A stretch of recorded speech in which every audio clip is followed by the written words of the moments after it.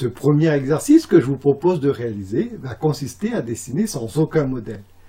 Vous allez en effet essayer de dessiner un vélo uniquement à partir des informations fournies par les images mentales que vous avez de cet élément. Vous pourrez ainsi constater que les images que nous avons en mémoire sont très insuffisantes pour dessiner.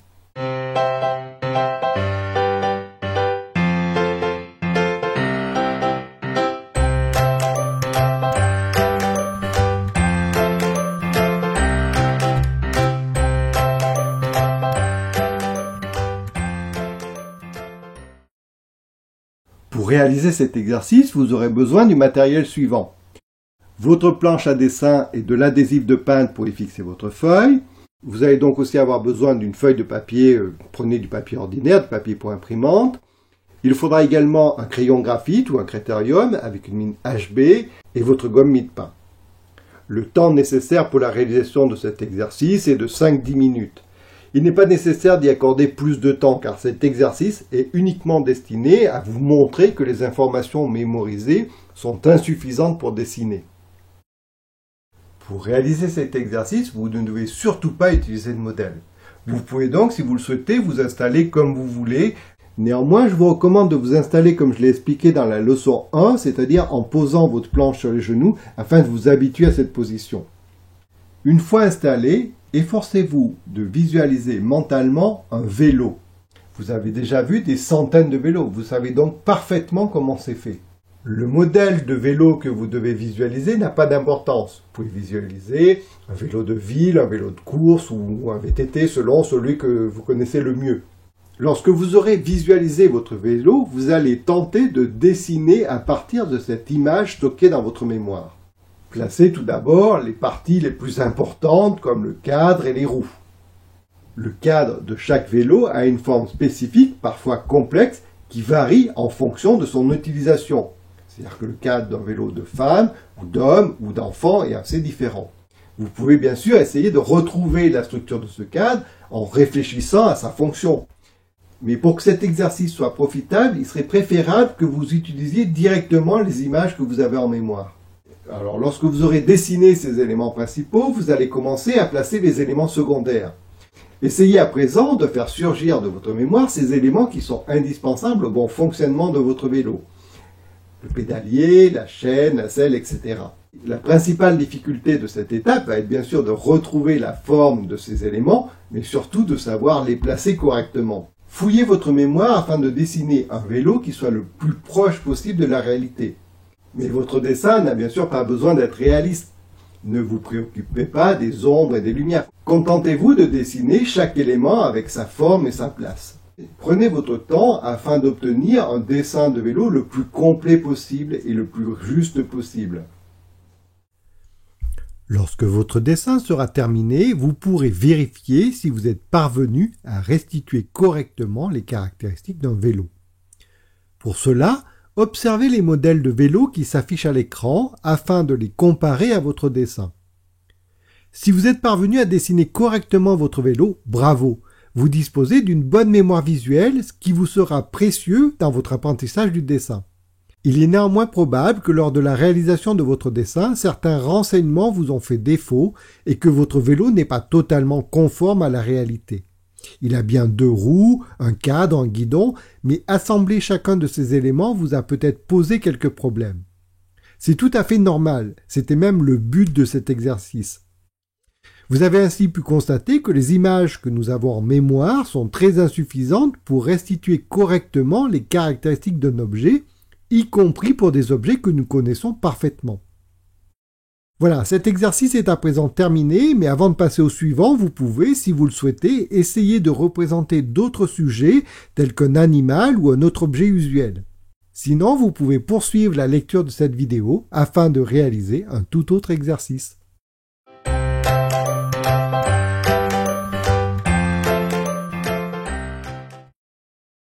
Dans cet exercice, vous allez cette fois restituer le plus fidèlement possible les caractéristiques de 3 poires.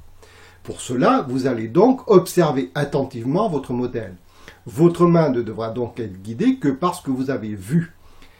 Il est donc impératif que vous vous efforciez de refouler les images mentales issues de votre mémoire qui pourraient venir perturber le processus d'observation.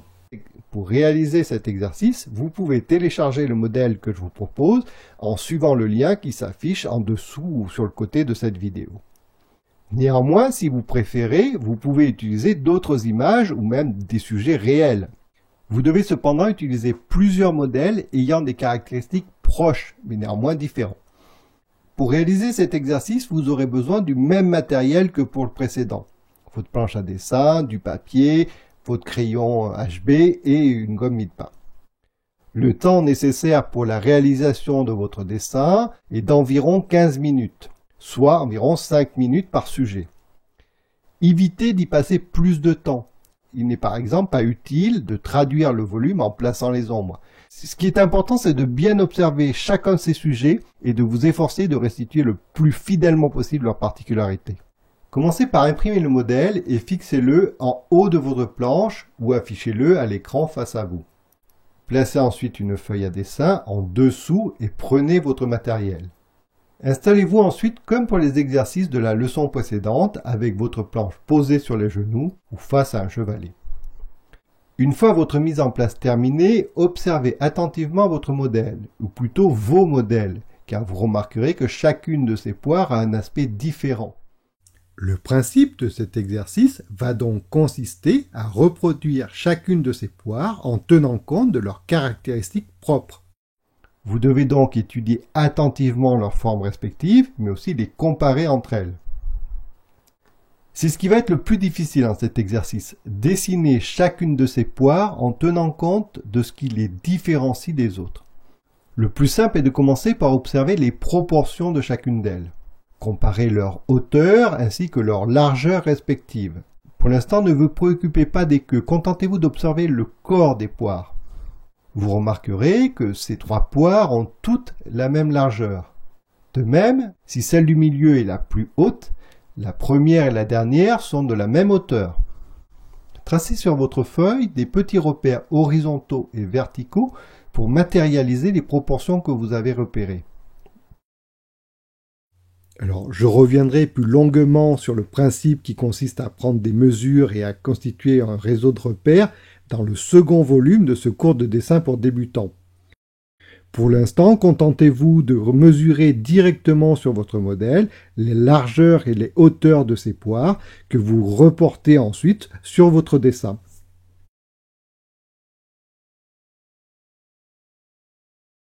Maintenant que vous avez comparé leurs proportions, étudiez les formes de ces 3 poires. Commencez par la forme générale de chacune d'elles en regardant par exemple si elles présentent une forte symétrie, mais ne tenez toujours pas compte des queues. Vous constaterez que les 2 premières semblent relativement symétriques, surtout celle du milieu. En effet, bien que chaque côté ne soit pas totalement identique, ils présentent des grandes similitudes. C'est également le cas de la première, même si les courbes de la partie droite sont moins prononcées. Par contre, la dernière, celle sur la droite, a un aspect assez nettement incliné et ses 2 côtés sont nettement différents. Si vous observez plus attentivement la forme de la première poire, vous remarquerez que son corps est en 2 parties. Une partie basse, très ventrue, qui s'inscrit plus ou moins dans un ovale horizontal, et un sommet qui s'inscrit lui dans un ovale plus petit et vertical. Tracez sur votre feuille une ligne passant au milieu des repères verticaux correspondant à l'axe de symétrie de la première poire. En vous aidant de ces repères et de vos observations, dessinez la première poire en prenant soin de bien restituer ses caractéristiques. Commencez par dessiner la partie ventrue à gauche,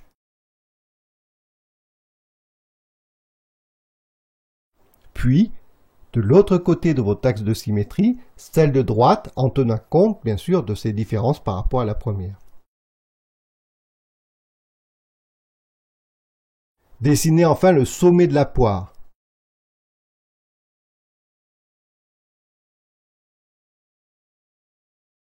Prenez ensuite un peu de recul et contrôlez votre dessin en le comparant au modèle. Corrigez votre dessin si vous constatez qu'il présente des différences par rapport au modèle. Pour cela, avec votre gomme mille-pain, estompez tout d'abord le trait erroné, puis tracez une nouvelle ligne en fonction de celle du modèle.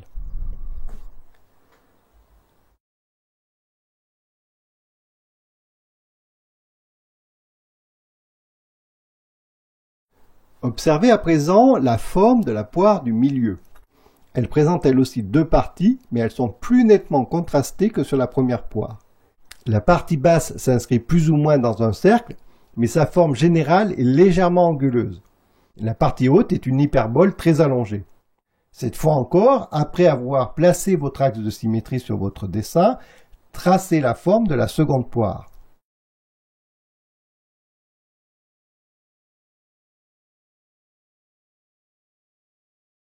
Dessinez tout d'abord la courbe basse de gauche,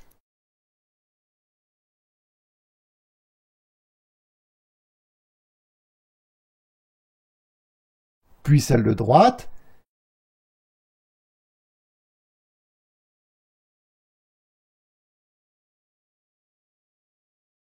et enfin le sommet.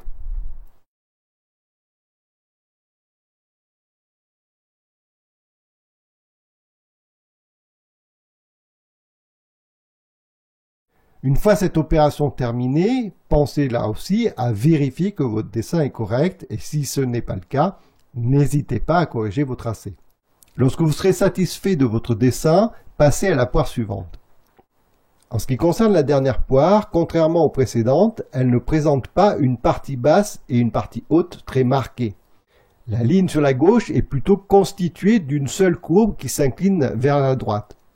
La ligne de droite est un peu moins régulière et l'on retrouve un léger changement de direction dans le tiers supérieur. Pour dessiner cette troisième poire, l'axe de symétrie ne sera donc pas d'une grande utilité. Au contraire, il risque de vous induire en erreur. Vous allez donc dessiner les deux moitiés de la poire sans avoir recours à ce repère. Commencez par tracer la ligne de gauche qui est une courbe qui s'incline légèrement vers la droite. Puis celle de droite en restituant les caractéristiques observées. Lorsque vous aurez terminé le dessin de vos trois poires, ajoutez enfin les queues à chacune d'elles. Là encore, prenez quelques instants pour bien observer la taille et la forme de chacune des queues avant de les dessiner. La première et la dernière sont assez similaires et présentent une courbe relativement longue, s'inclinant plus ou moins sur la droite.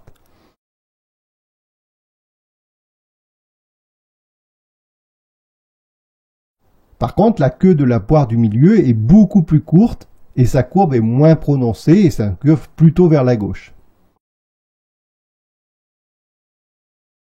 Voilà, votre dessin est terminé. Si vous avez pris le temps d'observer les modèles, vous devez avoir obtenu un portrait assez fidèle de ce trio de poires. En suivant ce processus et en accordant toute votre attention aux formes respectives de chaque sujet, vous avez ainsi dessiné trois poires très différentes. Vous avez donc dessiné ce sujet en utilisant un regard d'artiste. C'est-à-dire que vous avez reproduit les poires que vous avez sous les yeux et pas des poires quelconques. Ce second exercice est à présent terminé. Je vous propose de passer à la vidéo suivante afin d'en réaliser un autre qui lui aussi sera totalement axé sur l'observation du modèle.